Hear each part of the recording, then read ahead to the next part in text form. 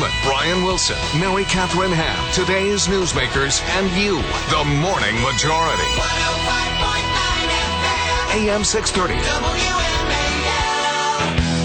7:38 on the Morning Majority. Brian Eamon, Susan Pariccio from the Washington Examiner in this morning. Brian Wilson, Mary Catherine will be back next week. It's wonderful to be here. Did you watch football yesterday, Susan? I watched some football, a little bit, not a lot. I'm not a huge football person. That's all right. I'll admit it. But you have to do it in America, don't you? You do. You have to watch football on Thanksgiving. I love the Patriots. I know. I'm from Massachusetts. That's fine. You can like the Patriots. There's nothing wrong with that. You can like the evil. I like the Redskins the too. Evil Empire. Bill Belichick. I'm always rooting for the Redskins. One of these days, things are going to turn around. I know it.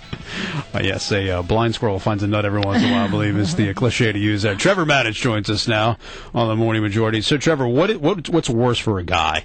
You're forced to go out Black Friday shopping with his wife at 4 o'clock in the morning, or being on the bottom of a pile with a loose ball with some 300-pound guy just grabbing fingers, stomping on you, or doing anything you can to get the ball away from you? Oh, absolutely, shopping with your wife. That's what I figured. The pain you feel from those guys is temporary. The pain that your wife will put on you. They'll haunt you forever, those trips to the mall. Day. The thing is, you've got to know what you're doing there. Mm-hmm. You've got to understand that you cannot win. She is right. You will go stand in whatever line she instructs you to. You will nod and say, yes, dear, no matter how you feel. And if you do that, you will then win that game, even though your wallet will feel like it lost. But the thing is, you keep your wife happy. So I like your thinking. There's a technique to winning that game. There are moral victories. There are such things as moral victories when it comes to that. Speaking of blind squirrels, I've got to tell you, I'm at LSU right now, and I'm looking out my windshield on the side of the road. I am looking at a squirrel, and I'm assuming it may be blind, and maybe that's an omen for the Redskins. Yeah, maybe it is. Hey, growing up, did you always spend Thanksgiving playing football? What was it like in the Matich household when it comes to Thanksgiving Day? Yeah, you know what, Brian? Since basically since I got to college, and then 12 years in the NFL, and then broadcasting since, Thanksgiving Day and Christmas Day were almost always either practice or game day, always. And right now it's the same way. I'm working today, and so it's one thing it's great to be with family. You prefer that. But it's Thanksgiving, and I'm very grateful to basically have a job. Right. And so there's a lot to be thankful for if you look for it. I went out, we played two-hand touch with the kids. We went to the local high school and the nice artificial turf fields that they have now everywhere these days. And I'm very sore this morning from playing two-hand touch football with 6- and 7-year-olds. Yeah. And you know what? They're laughing at us. Yes, they are. They are. They make us sore intentionally. Because they're not sore. They laugh at us. Right. But they don't do it person to person. They sit next to one another, and then they text each other the LOL. Yeah, right. Well, Rex Grossman is saying that he thinks the Redskins are turning a corner, that even though they didn't win last week against the Cowboys, he felt things coming together, and that this next game they really have a chance of winning against the Seahawks. What do you think? Do you think this is a time for the Redskins to pull off a victory finally? Well, Susan, ordinarily I would just shake my head and mutter that this is the musings of a guy who has to say that. Right. But for the first time in a month and a half last week in the loss against Dallas, they showed signs of life. They showed signs of the offense clicking. And we have not seen any improvement whatsoever. It has been a bottom-dwelling stretch of misery with no hope in sight. And finally, even in a loss, the hope that the offense showed us was encouraging and real, I believe. Unfortunately, the defense finally got 24 points from the offense and couldn't turn that into a win.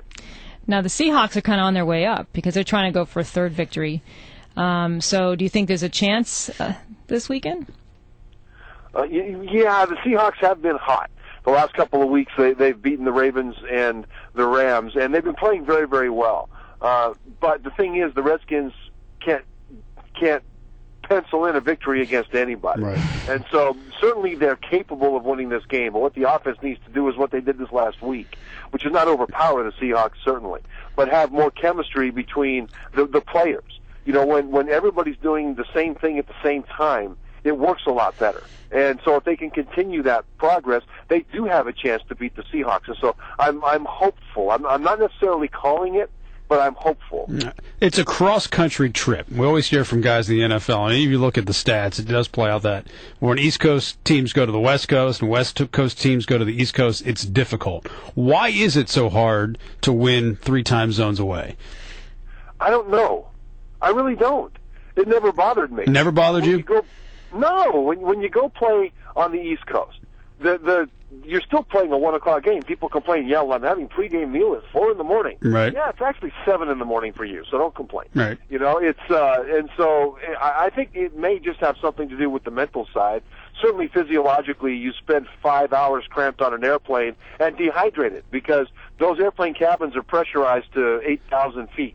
And these guys are huge. Yeah. To dehydrate you, so there may be something to that physiologically. How do they even fit in those airplanes? These guys are enormous. They don't.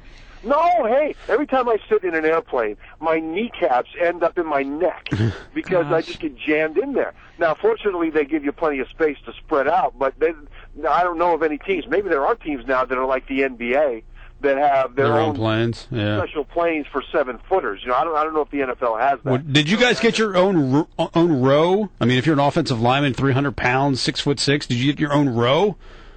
You know, at least you'll have a seat next to you open. Right. But what happens on those planes is a whole lot of mayhem most of the time on the way out there, and on the way back even worse if you win. What kind of mayhem? Playing card games, they're watching movies, they're yucking it up. I mean, it's like a carnival. It's like a bunch of 12-year-olds, for goodness sake. Sounds like a press plane. That just made a bunch of adults sore. Yeah, right. And really, that's what we are as football players, overgrown adults with more time than we can use and more money than we can spend, and that shows up on those planes. All right, before we let you go on a serious note, Ndamukong Suh yesterday for the Lions and that little stomping incident on one of the Packers players, he was ejected. Do you expect him, and should he be maybe suspended for a game or two? Yeah, I think he should.